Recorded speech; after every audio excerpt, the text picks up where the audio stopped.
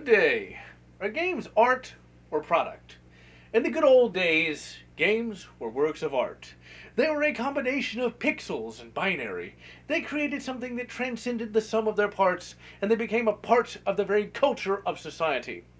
Today, we're looking at one such piece of art, Wave Race 64. Wave Race was developed by Nintendo EAD and published by, you guessed it, Nintendo on September 27th, 1996 in Japan and on November 4th, 1996 in North America. I personally played this game sometime around 1998, and my family got me the cartridge from a flea market called Trader's Village for the then princely sum of 30 bucks. What we got here, ladies and gentlemen, is a jet ski racing game. Now remember, this was a AAA game, and unlike today, you got a complete package out of the box. Instead of loot boxes and shit like that, you got a full gaming experience. I personally was never a big fan of racing games or sports games in general, but this game was from the 90s, and a Nintendo developed game at that, so you know this is going to be good. The main campaign of the game are the races. You have 4 races to choose from, but you do not get to pick your jet ski, and you do not unlock any more racers or watercraft as you progress through the game. Championship mode has normal, hard, and expert. You start the game with normal unlocked, but you have to complete it to get to the other 2 difficulties, and in order to play all the tracks, you have to complete all the difficulties. Normal is pretty doable, and the rest, well, we'll get to those in a minute. The racing itself is not a simulation of jet ski racing, instead it's fun! You have 3 laps to complete, and you have to go in the direction indicated by the buoy.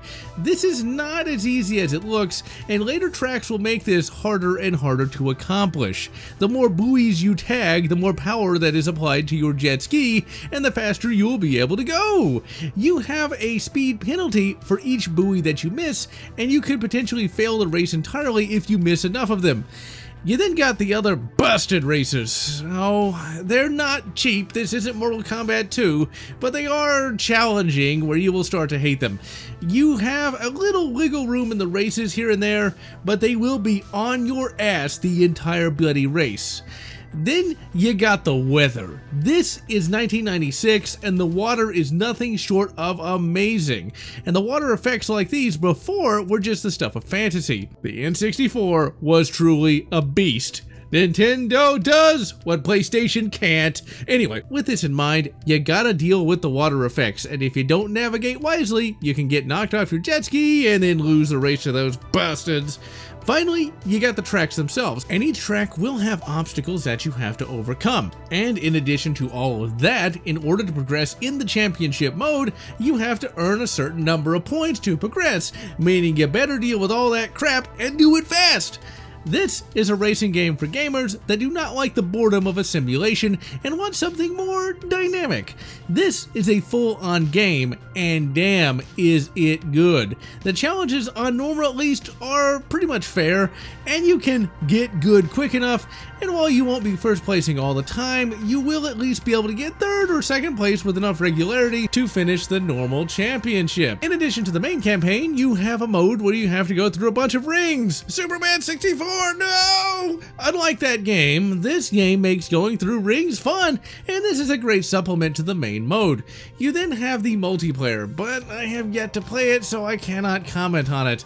Lastly, you got the time trial mode, where you have to get the best time on a lap. All told, a pretty nice package, and I played the crap out of this game in the late 90s, and it's still, as you would expect, pretty bloody fun today. This is an example of a game as a piece of art. The developers put a bit of soul in this game instead of just using it as a cheap cash-in. If you've never played it, give it a try and see why even racing games can be fun if they have a bit of artistry to them. Graphically, holy crap does this game look good. Yeah, this is being played on RetroArch, and thus it has a little help running, but still, this game looks amazing despite being from 1996. The tracks are well detailed, the watercraft look great, and the human 3D models have, okay, maybe they didn't age that great, but whatever. The water, that was what stole the show. Remember, N64, get in or get out. You're not gonna see water effects like these on the PlayStation, and if for some reason you did, screw you. Mario 64 beats that stupid Bandicoot any day of the goddamn week. Moving on from that, the water looks amazing for 1996, and on hard difficulty, will make winning a race all the more difficult. Yeah, it annoyed the crap out of me back in the day, but it's something a few save states can't fix. Controls of the game are very well laid out and very responsive.